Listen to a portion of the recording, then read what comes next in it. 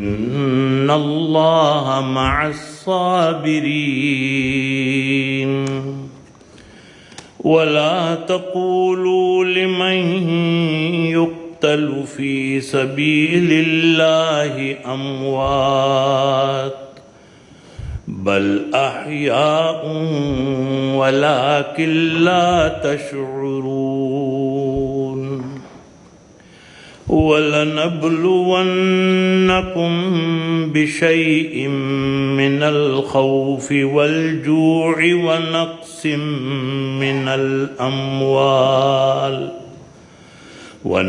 من الأموال والأنفس والثمرات وبشر الصابرين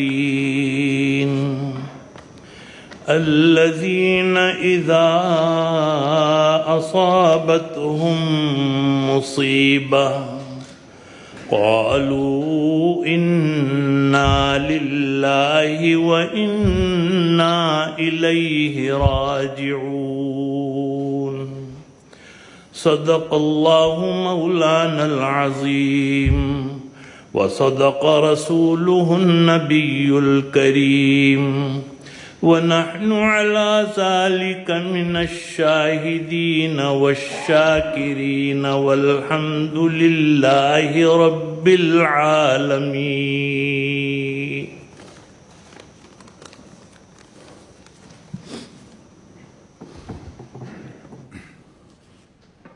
These verses are called the verses of patience, which provide comfort and reassurance.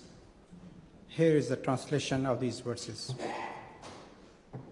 O all who believe, ask for help with patience and prayers.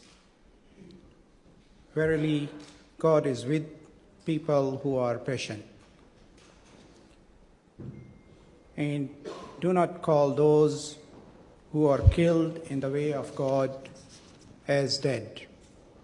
In fact, they are alive, but you do not realize this.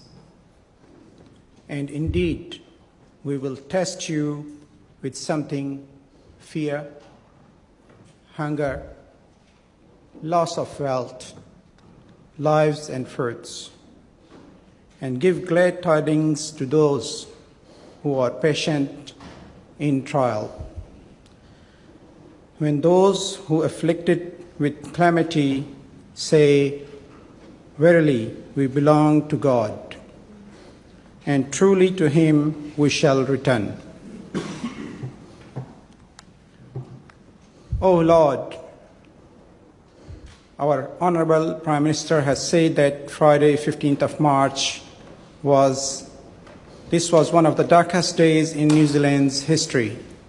O Lord, make this day a source of light for this country and the entire world. The light which unites us all as one family.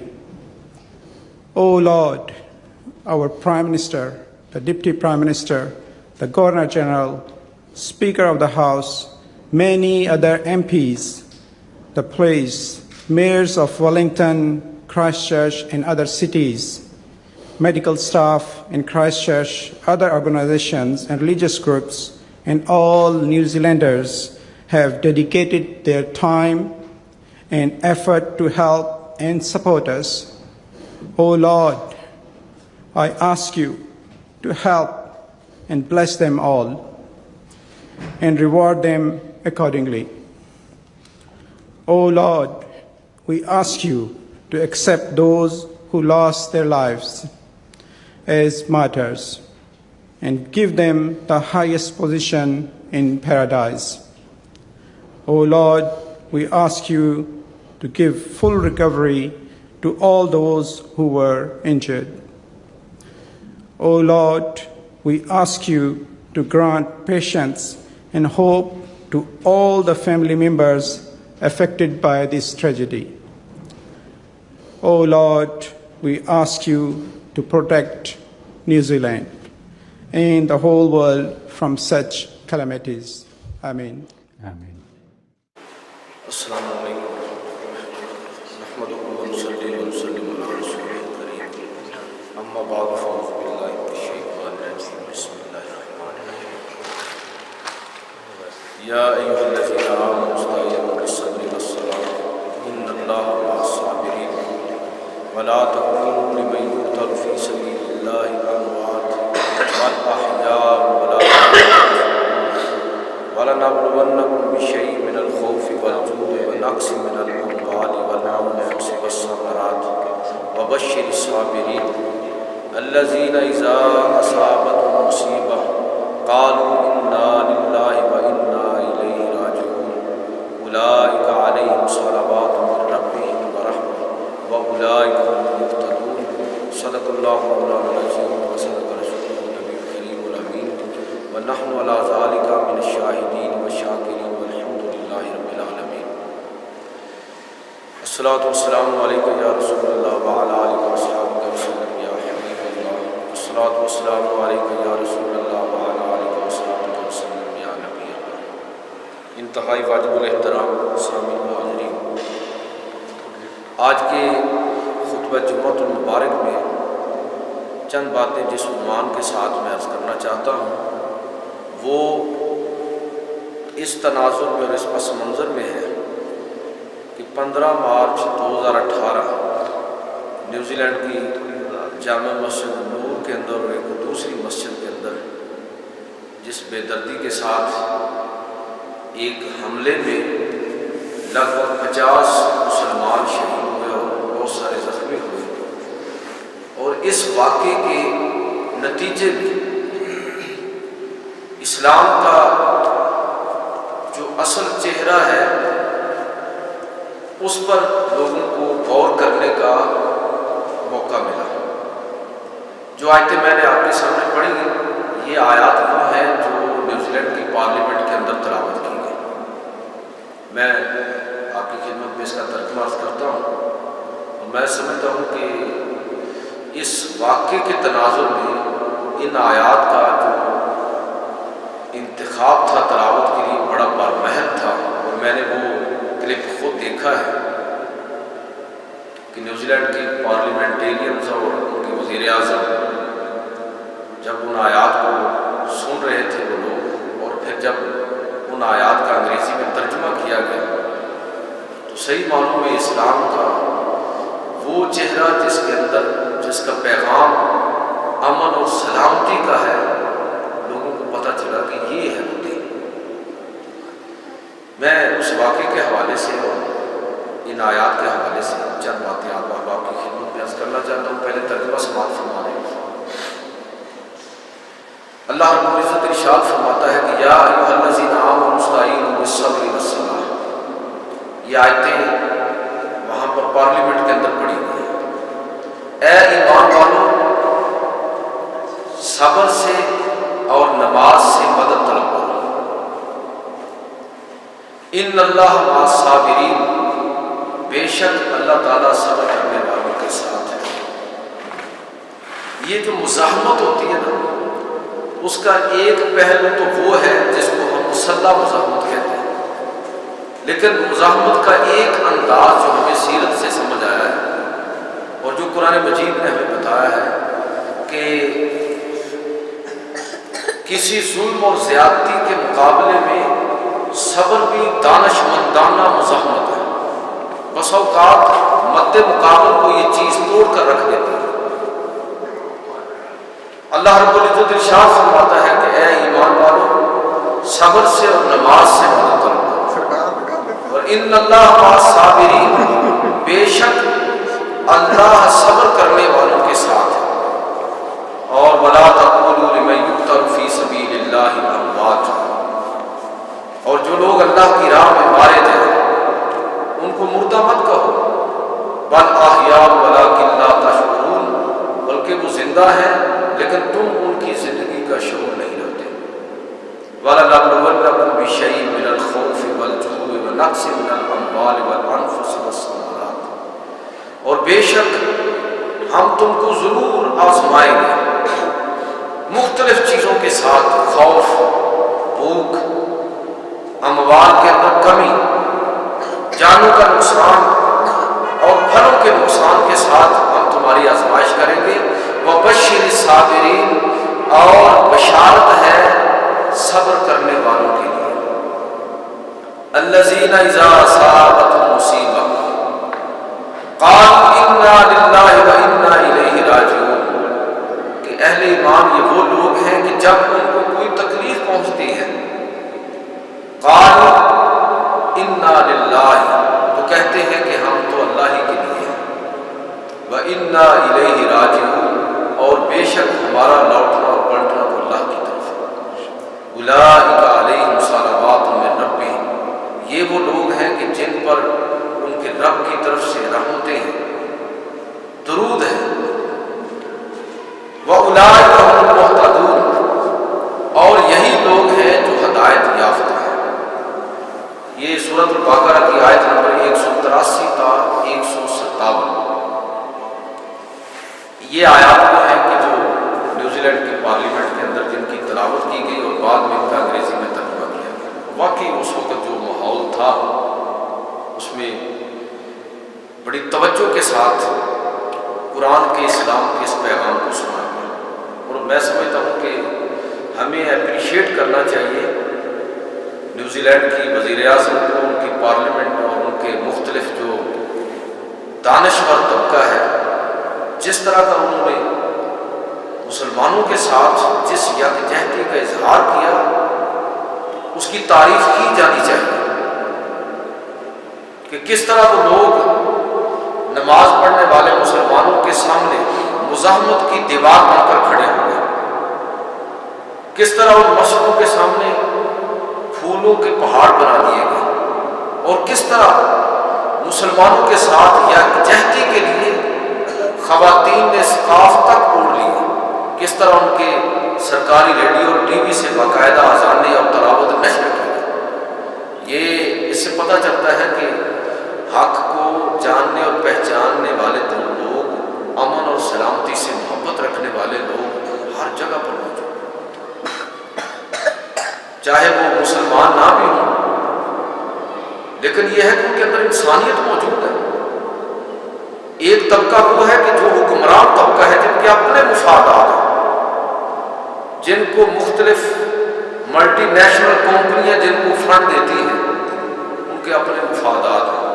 سرمایہ دار طبقہ جن کو اپنے اعلی کار کے طور پر استعمال کرتا ہے، وہ طبقہ اور ہے۔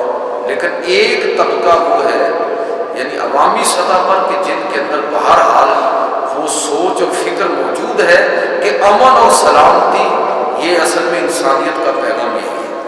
یہ موقع ہے اور اس سے فائدہ اٹھایا جانا چاہیے کہ ہم دنیا کو یہ بتائیں کہ اصل اسلام کا جو چہرہ ہے وہ امن اور سلامتی کا ہی چہرہ ہے۔ انتہا پسندی اور دہشت گردی یہ ہماری تاریخ نہیں ہے۔ اگر مسلمانوں میں سے کچھ لوگوں نے یہ کام کیا ہے تو یہ رد عمل ہے، اس کو اسلام کے ساتھ جوڑنا قطعاً مناسب ہے۔ اسلام کیا کہتا ہے، اسلام کی تعلیم کیا ہے؟ سیرت طیبہ کو پڑھے پتہ چلتا ہے کہ نبی کریم صلی اللہ علیہ وسلم نے کس طرح ہمیشہ امن کو موقع دیا، دشمن کے مقابلے میں اپنی طاقت پوری طرح تیار کر کے رکھی ہے۔ قرآن کہتا ہے وَأَعِدُّوا لَهُمْ مَا اسْتَطَعْتُم مِّن قُوَّةٍ وَمِن رِّبَاطِ الْخَيْلِ، کہ دشمن کے مقابلے میں آپ نے گھوڑے تیار رکھے۔ وہ گھوڑے تیار رکھے ہیں، لیکن ترجیح کس کو دی ہے؟ ترجیح امن کو دی ہے، موقع امن کو دیا ہے۔ نبی کریم صلی اللہ علیہ وسلم کی سیرت کو کہ اس پہلو کو میں نے وہ کچھ سپیچز سنی پارلیمنٹ کے اندر بھی جو گفتگو ہوئی، اور کسی اور اجلاس کے اندر بھی کسی مسلم اسکالر کو انہوں نے بلایا، اور میں بڑا اطمینان ہوا کہ انہوں نے بہت خوبصورت گفتگو کی۔ مسجد میں ماحول نہیں ہے، ورنہ یہ ایسے کلپ اور ایسی چیزیں اس مناسبت سے یہاں پر سنائی بھی جا سکتا ہے۔ اتنی خوبصورت اس نے گفتگو کی کہ اسلام کا جو پیغام تھا امن اور سلامتی کا، اور پیغمبر علیہ السلام کی جو تعلیمات ہیں اور مسلمانوں کا جو اصل چہرہ ہے۔ اس وقت دنیا کے اندر اگر مسلمان مسلح مزاحمت کر رہے ہیں تو وہ اصل میں رد عمل کی نفسیات کا شکار ہے. یہ تنگ آمد و جنگ آمد ہے. اگر مسلمانوں کو واقعتاً ہی انسانی بنیادوں پر ان کے ساتھ اچھا سلوک کیا جائے تو مسلمان سب سے زیادہ امن پسند ہوتا ہے. رسول خدا صلی اللہ علیہ وسلم کی سیرت کو اس پہلو سے پڑھنے کی اور دنیا کے سامنے موقع ہے کہ ہم دنیا کے سامنے پیش کریں. بتائیں دنیا کو کہ دہشت گردی اور انتہا پسندی کی تاریخ تمہاری ہے، ہماری نہیں ہے. یہ یورپ اور مغرب تھا کہ جس نے مذہبی انتہا پسندی کا مظاہرہ کیا جدید علوم کے مقابلے میں. مذہب کھڑا ہو گیا، عیسائیت کھڑی ہو گئی. میں مذہب تو نہیں کہوں گا، عیسائیت کھڑی ہوئی مغرب کے جدید علوم کے مقابلے میں. تو عیسائیت کو شکست بہت لمبی ہے. عیسائیت کو شکست ہوئی کہ مذہب کا وہ دائرہ ہی نہیں تھا جہاں پر مذہب نے مداخلت کرنا شروع کی. مذہب نے مداخلت نہیں کی، اصل میں عیسائی علماء نے مداخلت کی. مذہب کا وہ دائرہ نتیجتاً مذہبی انتہا پسندی کو شکست ہوئی کہ جب گلیلیو جیسے شخص کو زندہ جلانے کی سزا دی جاتی ہے، جب 33,000 علماء کو زندہ آگ میں جلایا گیا عیسائی مذہب کے مطابق فتوے کے نتیجے، تو مذہب سے بغاوت تو ہونی تھی. اس انتہا پسندی کی تاریخ مغرب سے تعلق رکھتی ہے. مسلمانوں میں ایسا نہیں ہے. مسلمان تو علوم کی ترویج، اشاعت اور اس کی حوصلہ افزائی کرنے والے ہیں. نسل پرستی اور نسل انتہا پسندی کی تاریخ مغرب کی ہے، ہماری نہیں ہے. ہولوکاسٹ کہاں پر ہوا ہے جس میں ان کے بقول 60 لاکھ یہودی قتل ہوئے؟ یہ مغرب کا واقعہ ہے. ہٹلر اس کا ذمہ دار ہے، یہودی اس کے وکٹم ہیں. مسلمانوں کے ساتھ اس کا تعلق نہیں ہے، بلکہ عیسائی اور یہودی جب آپس میں لڑتے تھے تو ان کو پناہ کہاں پر ملتی تھی؟ مسلمانوں کے پاس ملتی تھی. بنو امیہ کے اندر، عہد بنی عباس کے اندر، خلافت عثمانیہ کے اندر. اور دنیا کی تاریخ کے اندر یہ ایک منفرد مثال ہے برِ صغیر کہ میں اکثر یہ ذکر کیا کرتا ہوں کہ 20% لوگوں کی حکمرانی کو 80% لوگوں نے قبول کر لیا. کس وجہ سے؟ کہ وہ یہ سمجھتے تھے کہ ہمارے اندر جو اتنے طبقے ہیں ان کے اندر وہ رواداری نہیں ہے جو مسلمانوں کے اندر رواداری ہے.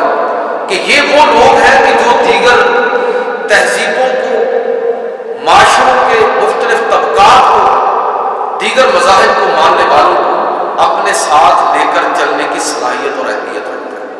کیا ہم نے 1000 سال تک دنیا کو پیغام نہیں دیا کہ اگر کوئی عالمی معاشرہ قائم ہو سکتا ہے تو وہ محمد رسول اللہ صلی اللہ علیہ وسلم کی تعلیمات کی روشنی میں قائم ہو سکتا ہے؟ عالمی معاشرہ وہ نہیں ہوگا جس میں سارے لوگ ایک ہی مذہب کے ماننے والے ہوں. عالمی معاشرہ وہ ہوگا کہ جس کے اندر ہر مذہب کے ماننے والے لوگ اپنے موقف پر قائم رہتے ہوئے، اپنے ثقافت اور کلچر کو برقرار رکھتے ہوئے، اپنی رائے کو برقرار رکھتے ہوئے وہاں پر زندہ رہنے کا حق پائے. اور کیا مدنی ریاست کے اندر ہمیں یہ منظر نظر نہیں آتا؟ کیا برِ صغیر کے اندر ہم نے یہ چیز دیکھی نہیں کہ یہاں مسلمانوں نے 1000 سال لگ بھگ حکومت کی اور دنیا کو یہ پیغام دیا کہ دیکھو یہ ہے مسلمان، ساری دنیا کے لوگوں کو، ہر تہذیب اور کلچر کے لوگوں کو، ہر مذہب کے ماننے والے لوگوں کو ساتھ لے کر چلنے کی صلاحیت رکھنے والے صرف اور صرف مسلمان ہیں. باقی کوئی قوم یہ ویژن اور یہ کلچر نہیں رکھتی. لیکن کتنے افسوس کی بات ہے آج یہ کہنا پڑتا ہے کہ ہم نے اپنی 1000 سالہ رواداری کی جو تاریخ تھی اس کو کس طرح مذہبی فرقہ واریت کی نظر کر دیا. میں تو اکثر یہ بلا تبصرہ یہ عرض کیا کرتا ہوں کہ اب لوگ اس فرقہ واریت کے نتیجے میں اتنے انتہا پسند ہو گئے ہیں. لوگ عام لوگ اتنے انتہا پسند ہو گئے کہ اگر آج علماء یہ کہیں کہ انتہا پسندی ختم، یہ مسل ختم، دین کی بات ہوگی، یہ مسل کی بات ہم نہیں کریں گے، تو لوگ علماء کو پکڑ لیں گے، گرفت کریں گے اور ان کو کہیں گے کہ آپ ہماری رہنمائی نہیں کریں. جس طرح ہم کہتے ہیں نا اس کے مطابق چلو. لوگوں کے اندر اب یہ انتہا پسندانہ اپروچ 1-1.5 صدی کی جو تبلیغ ہے اس کے نتیجے میں پیدا ہوئی ہے. اس کو ختم کرنے کے لیے بھی 1-1.5 صدی چاہیے. وہ بھی اگر آج ہم شروع ہو جائیں. لیکن جس طرح ہم چل رہے ہیں دیکھیں ناموں سے پتہ چلتا ہے کہ کون سا فرقہ ہے. وضاقتہ سے پتہ چلتا ہے کہ حضرت کا تعلق کس فرقے کے ساتھ ہے. مسجدوں کے ناموں سے پتہ چل جاتا ہے کہ اس مسجد کا تعلق کس گروہ کے ساتھ ہے. تو یہ کیا ہے؟ دنیا کو ہم نے پیغام یہ دیا تھا کہ ہم ساری دنیا کو ساتھ لے کر چل سکتے ہیں. آج ہم دنیا کو یہ بتا رہے ہیں کہ دنیا کو ساتھ لے کر چلنا تو بڑی دور کی بات، ہم آپس میں بھی اکٹھے نہیں چل سکتے. ہماری مسجدیں الگ ہیں، یہ بریلویوں کی ہے، یہ دیوبندیوں کی ہے، یہ اہل حدیثوں کی ہے، یہ شیعہ کی ہے، یہ فلاں کی ہے، یہ فلاں کی ہے. کیا بات ہے! کیا ہم دنیا کو پیغام دیں گے؟ یہ مغرب کے اندر اسلام کے حوالے سے جتنی غلط فہمیاں ہیں، میں بالکل شرح صدر کے ساتھ کہہ رہا ہوں، اس کے مکمل طور پر ذمہ دار ہمارا مذہبی طبقہ ہے، ہمارا دانشور طبقہ ہے. ہمارے علماء بھی اس میں شامل ہیں، ہمارے اہل علم بھی اس کے اندر شامل ہیں. تو میں بات کر رہا تھا کہ یہ ضرورت ہے آج اس عمر کی. نیوزی لینڈ کے اندر جو یہ واقعہ ہوا ہے اور دنیا کو سوچنے کا موقع ملا ہے کہ یار اسلام دہشت گردی اور انتہا پسندی کا تعلق اسلام سے نہیں ہے. یہ تو کوئی بھی شخص انتہا پسند ہو سکتا ہے، دہشت گرد ہو سکتا ہے. اب اس شخص کا نام میں بھی نہیں لوں گا، اس لیے کہ بڑی خوبصورت بات کی اس خاتون جو وزیر اعظم تھی جیسنڈا آرڈن، جس نے کہا کہ تم نے نام کمانے کے لیے یہ کام کیا ہے، نیوزی لینڈ تمہیں بے نام کر دے گا. میں تمہارا نام تک نہیں لوں گی اور کوئی میرے منہ سے اس کا نام نہیں سنے گا. لہٰذا ہم بھی اس کا نام نہیں لیں گے. وہ بدبخت انسان بے نام و نشان، ان نشانے کا هو الابتر، یہی لوگ بے نشان نام و نشان ہونے والے ہیں، یہی لوگ مٹنے والے ہیں. تو اس کی سپیچ سننے والی ہے. بس خاتون نے 3-4-5 منٹ اس کی وزیر اعظم کی سپیچ ہے، لیکن بڑی خوبصورت گفتگو سے. بہرحال میں یہ کر رہا ہوں کہ دنیا کو آج یہ بتانے کی ضرورت ہے کہ مسلمان سب سے زیادہ امن پسند قوم ہے. بس ایک مسئلہ ہے کہ دب کر رہنے اور مٹ کر رہنے کی صلاحیت ان کے اندر نہیں ہے. اپنے تشخص پر اصرار ضرور کریں گے، اپنے تشخص کو برقرار ضرور رکھنا چاہیں گے، لیکن یہ کہ غلبے کی نفسیات کے باقی ساری قوموں کو مٹا دیا جائے، یہ رسول اللہ صلی اللہ علیہ وسلم کی تعلیم نہیں ہے. انتہا پسندی ہمارے اندر نہیں بلکہ تمہارے اندر ہے. دہشت گردی ہمارے اندر نہیں بلکہ تمہاری تاریخ. یہ نسل پرستی کی تاریخ دیکھ لیں، مغرب کا اثاثہ، مغرب کی تاریخ، جنگوں کی تاریخ دیکھ لیں، انسان کی قتل و غارت کی تاریخ. پہلی جنگ عظیم کس نے برپا کی تھی جس میں 1 کروڑ لوگ مارے گئے؟ ان لوگوں نے. دوسری جنگ عظیم 6 کروڑ لوگ مارے گئے، مغرب نے برپا کی. گلف وار جس میں 15 لاکھ انسان عراق کے اندر شہید ہوئے، مغرب نے برپا کی ہے. افغانستان پر حملہ جس میں 5 لاکھ سے زیادہ لوگ شہید ہو چکے ہیں، مغرب کی تاریخ ہے.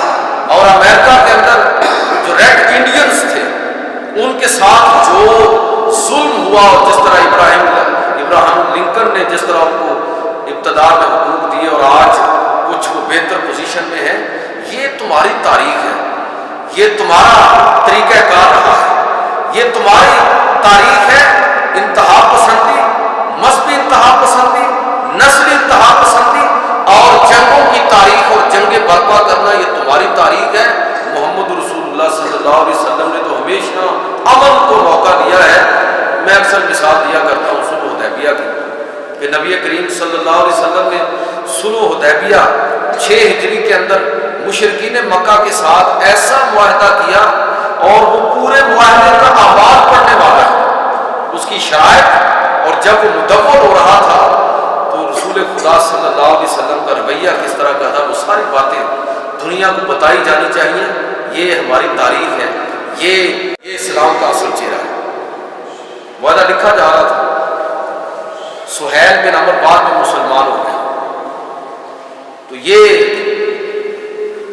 قریش کی طرف سے یہ آئے، حضرت علی معاہدہ لکھ رہے تھے، انہوں نے لکھا بسم اللہ الرحمن الرحیم، نبی صلی اللہ علیہ وسلم فرمایا کہ لکھو بسم اللہ الرحمن الرحیم، اللہ کے نام سے جو رحمان اور رحیم ہے۔ تو اس نے پہلا اعتراض کر دیا کہ یہ نہیں لکھنے دیں گے، ہم کسی رحمان اور رحیم کو نہیں مانتے، آپ جاہلیت کا جو طریقہ تھا اس کے مطابق لکھیے۔ چنانچہ نبی کریم صلی اللہ علیہ وسلم نے فرمایا کہ علی اسی طرح لکھ دو جس طرح یہ کہتے ہیں، وہ لکھ دیا گیا اوپر معاہدے کے بسمک اللہ، جاہلیت کے طریقے کے۔ اب پہلی سطر لکھی جا رہی ہے معاہدے کی کہ یہ معاہدہ محمد رسول اللہ صلی اللہ علیہ وسلم اور قریش مکہ کے درمیان ہے۔ اب سہیل بن عمر نے اگلا اعتراض کیا کہ ہم آپ کو محمد رسول اللہ نہیں مانتے، ہم آپ کو محمد بن عبداللہ مانتے ہیں، آپ یہ لکھیے کہ یہ معاہدہ محمد بن عبداللہ اور قریش مکہ کے درمیان ہے۔ حضرت علی لکھ چکے تھے۔ نبی کریم صلی اللہ علیہ وسلم نے جب اس کی یہ بات سنی تو آپ نے حضرت علی سے فرمایا کہ اچھا یہ رسول اللہ کا لفظ کاٹ دو۔ حضرت علی کہنے لگے اللہ کے رسول میری یہ جرت نہیں، حضور نے خود وہ مٹا دیا، حالانکہ آپ اللہ کے رسول تھے لیکن امن کو موقع دے رہے ہیں، امن کو ترجیح دے رہے ہیں۔ فرمایا کہ مجھے بتاؤ علی کہاں ہے، پھر آپ نے وہ جگہ صاف کر دی اور وہاں لکھا گیا کہ محمد بن عبداللہ اور قریش مکہ کے درمیان یہ معاہدہ ہے۔ اللہ کے رسول نے فرمایا کہ تم مانو نہ مانو میں اللہ کا رسول نہیں ہوں، لیکن آپ نے لکھا کیا محمد بن عبداللہ، یہ ہے امن کو موقع دینا۔ شرائط کہتا ہے ان میں سے ایک شرط یہ تھی کہ جو شخص مکہ سے مدینہ جائے گا اس کو واپس کر دیا جائے گا، اور جو مدینہ سے مکہ آئے گا اس کو واپس نہیں کیا جائے گا۔ دیکھیں نا بالکل ہی عدم توازن، کہ اگر برابر کی بات ہوتی تو ٹھیک تھا، لیکن کیا لکھا گیا کہ جو مدینہ سے مکہ آئے گا واپس کیا جائے گا، اور جو مکہ سے مدینہ جائے گا اس کو واپس نہیں کیا جائے گا۔ اس پر بڑا زور لگا، لیکن اللہ کے رسول نے فرمایا ٹھیک ہے کر دو۔ اور پھر یہ بھی شک لکھی گئی کہ مسلمان اس سال نہ حج کریں گے نہ عمرہ کریں گے، بلکہ یہیں سے واپس جائیں گے۔ یہ بات قابل برداشت نہیں تھی، اور یہ بات ذہن میں رکھیے کہ مسلمان کوئی ایسے ماحول میں نہیں تھے کہ قریش غالب ہو اور مسلمان مغلوب، بلکہ حال یہ تھا کہ بدر میں اللہ کے رسول قریش کو شکست دے چکے ہیں، احد میں ظاہری نقصان زیادہ مسلمانوں کا ہوا، لیکن کفار مکہ کے لشکر کا تعاقب اللہ کے رسول نے کیا۔ اس کا مطلب یہ ہے کہ مسلمان شکست خوردہ اپنے آپ کو تسلیم نہیں کر رہے، اور ابو سفیان کو جب پتہ چلا کہ اسلامی فوجیں ہمارے تعاقب میں ہیں تو وہ فرار ہو کے مکہ پہنچے۔ کوئی مغلوب فوج فاتح کا تعاقب نہیں کرتی۔ خندق میں پورے عرب کی متحدہ فوج کو اللہ کے رسول صلی اللہ علیہ وسلم اور مسلمانوں نے شکست دی، اور 6 کے اندر یہ صلح حدیبیہ ہے۔ مسلمان دب کر نہیں، مسلمان اس وقت چھائے ہوئے تھے، لیکن معاہدہ جو لکھا جا رہا ہے اس سے تاثر یہ بن رہا ہے کہ مسلمان مغلوب ہیں، ساری شرائط مذاق مسلمانوں کے خلاف، لیکن اللہ کے رسول صلی اللہ علیہ وسلم نے پھر بھی انہی شرائط پر صلح حدیبیہ فرما لی۔ حضرت عمر رضی اللہ تعالیٰ عنہ جیسے اور کئی دیگر صحابہ بڑے ازردہ ہوئے۔ حضور صلی اللہ علیہ وسلم سے حضرت عمر نے کہا اللہ کے رسول کیا آپ اللہ کے نبی نہیں ہیں؟ فرمایا کہ میں اللہ کے نبی ہوں۔ کیا آپ سچے نہیں ہیں؟ فرمایا کہ میں سچا ہوں۔ فرمایا اللہ کے رسول کیا ہم حق پر نہیں ہیں؟ عرض کیا فرمایا کہ ہم حق پر ہی ہیں۔ پھر فرمایا اللہ کے رسول پھر ہم ان شرائط میں لوگوں کے ساتھ شروع کریں گے۔ عرض کیا ہے جب یہ عرض کیا تو اللہ کے رسول صلی اللہ علیہ وسلم نے فرمایا کہ اے عمر تیری ماں تجھے روئے، معاہدہ ہو چکا اور اسی پر عمل ہوگا۔ اللہ کے رسول صلی اللہ علیہ وسلم نے امن کو موقع دیا ہے۔ میں کہنا یہ چاہتا ہوں کہ اسلام امن اور سلامتی کا دین ہے، اور جب مسلمان واپس لوٹ رہے تھے اسی وقت رستے کے اندر سورہ فتح کی آیات نازل ہوئی، انا فتحنا لک فتحا مبینا، بے شک ہم نے تمہیں واضح فتح مبین عطا فرما دی ہے۔ اور اللہ تعالیٰ نے صلح کی صورت میں اور امن کو موقع دینے کے نتیجے میں جو ماحول بنا، اللہ تعالیٰ نے اس کو مسلمانوں کی فتح کے اندر تبدیل کر دیا۔ وہ صبر بھی مزاحمت ہے، بلکہ دانشمندانہ مزاحمت ہے۔ کیا اللہ کے رسول صلی اللہ علیہ وسلم کی مکی زندگی ہمارے لیے رول ماڈل نہیں ہے؟ اس لیے مسلمان اتنے بڑے واقعے کے نتیجے میں مسلمانوں کو یہ حق نہیں ہوگا کہ وہ غیر مسلموں پر حملے کریں، ان کی املاک کو نقصان پہنچائیں، بلکہ وہ اس دہشت گردی اور اس انتہا پسندی پر صبر اور شکر کا مظاہرہ کریں اور امن کو موقع دیں۔ انشاءاللہ تعالیٰ اس کے نتیجے میں بہت سارے لوگوں کی غلط فہمیاں دور ہوں گی۔ وقت اور موقع ہے کہ ہم اسلام کے اصل چہرے کو دنیا کے سامنے پیش کریں، دلیل کے ساتھ بات کریں کہ یہ جنگوں کی تاریخ تمہاری ہے، انتہا پسندی تمہارے یہاں پائی جاتی ہے، مذہبی دہشت گردی اور مذہب کا غلط استعمال یہ تمہاری تاریخ ہے۔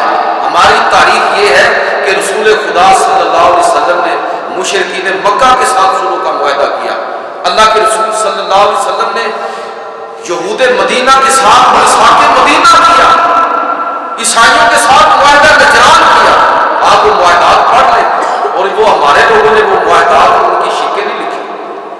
یہ منٹ کم ریوارڈ کی کتاب ہے محمد ایٹ مدینہ، اس کے اندر اس نے میثاق مدینہ کی 52 شکیں ذکر کی ہیں، جن میں سے 23 کا تعلق مسلمانوں کے باہمی تعلقات کے ساتھ ہے اور 29 شکوں کا تعلق بین الملی اور بین الاقوام یہ تعلقات، اور اس میں شک یہ بھی ہے کہ مدینہ کے یہودیوں کو اپنے مذہب کے مطابق، اپنی شریعت کے مطابق اپنے فیصلے کرنے کی آزادی ہوگی اور اپنے طریقے کے مطابق عبادت و ریاضت کو کر سکتے ہیں، مکمل مذہبی آزادی۔ میں عرض یہ کرنا چاہتا ہوں کہ ہماری تاریخ یہ ہے، ہمارے نبی وہ ہیں کہ جنہوں نے بین الاقوامی معاہدات کا بھی احترام کیا، قوموں کے درمیان طے ہونے والے معاہدات کا بھی احترام کیا، دنیا کو سبق دیا، ہمارے لیے مثال چھوڑی۔ یہ آپ نے واقعہ سنا ہوگا مسیلمہ کذاب، جس نے نبوت کا جھوٹا دعویٰ کیا تھا۔ اس کے 2 سفیر حضور کی بارگاہ میں حاضر ہوئے اور نبی کریم صلی اللہ علیہ وسلم تک مسیلمہ کا وہ خط پہنچایا۔ اس خط پر تو پھر کبھی بات ہوگی۔ تو جب وہ خط لے کر آئے تو حضور نے ان سے یہ پوچھا کہ مجھے نبی مانتے ہو؟ انہوں نے کہا ہاں، ہم آپ کو اللہ کا نبی مانتے ہیں۔ اور پھر آپ نے فرمایا کہ کیا تم مسیلمہ کو بھی نبی مانتے ہو؟ تو انہوں نے کہا کہ ہاں، ہم مسیلمہ کو بھی اللہ کا نبی مانتے ہیں۔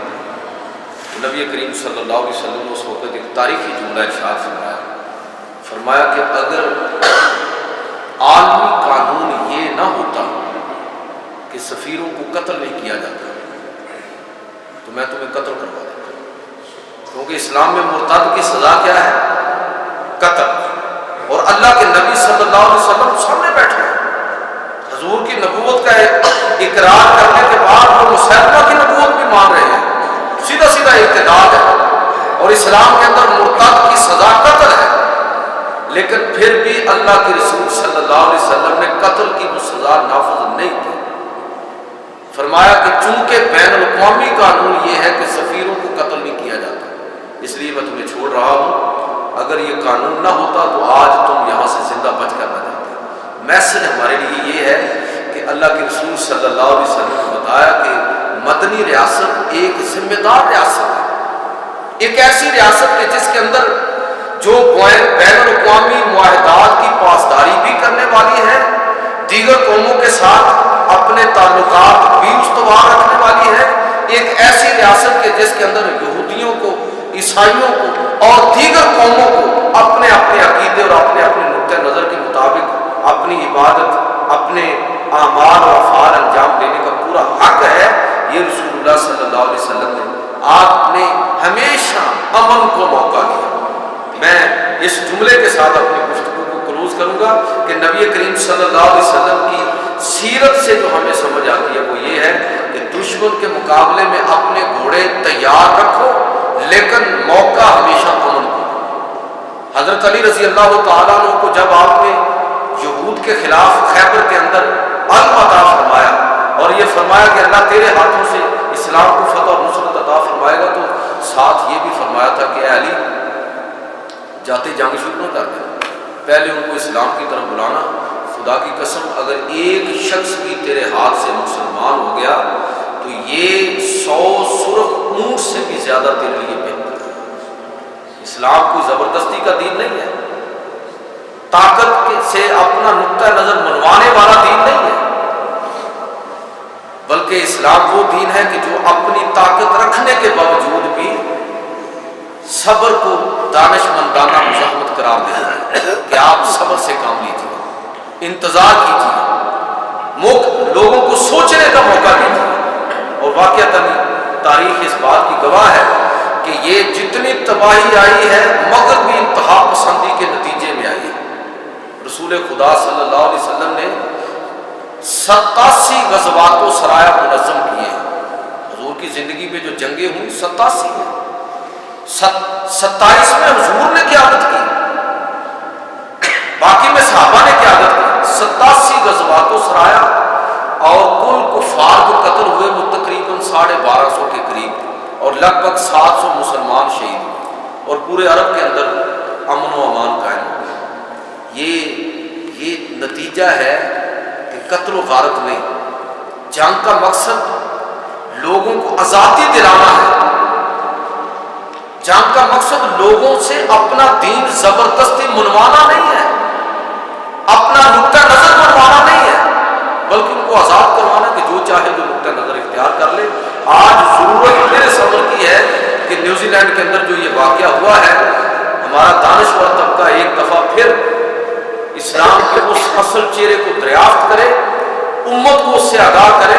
اور میں سمجھتا ہوں کہ یہ بڑی دانش مندانہ اپروچ تھی کہ جو نیوزی لینڈ کی پارلیمنٹ کے اندر جو آیات تلاوت کی گئی ان کا پھر انگریزی میں ترجمہ ہوا، اور پھر ایک بڑے بھرپور اجلاس کے اندر ایک شخص نے کھڑے ہو کے رسول خدا صلی اللہ علیہ وسلم ان تعلیمات کا جو امن اور سلامتی والی ہے، اس نے وہ سارا واقعہ سنایا کہ میں وہ ہوں کہ میرے بزرگوں نے مجھے بتایا کہ ہمارے نبی کی تعلیم یہ ہے کہ جنگ کے اندر تم کسی عورت کو قتل نہیں کرو گے، کسی بوڑھے کو قتل نہیں کرو گے، بچے کو قتل نہیں کرو گے، آبادیوں کو اجاڑو گے نہیں، تم جانوروں کو قتل نہیں کرو گے، تمہارے لیے یہ جائز نہیں کہ فصلوں کو اجاڑو، پھلدار درختوں کو کاٹو۔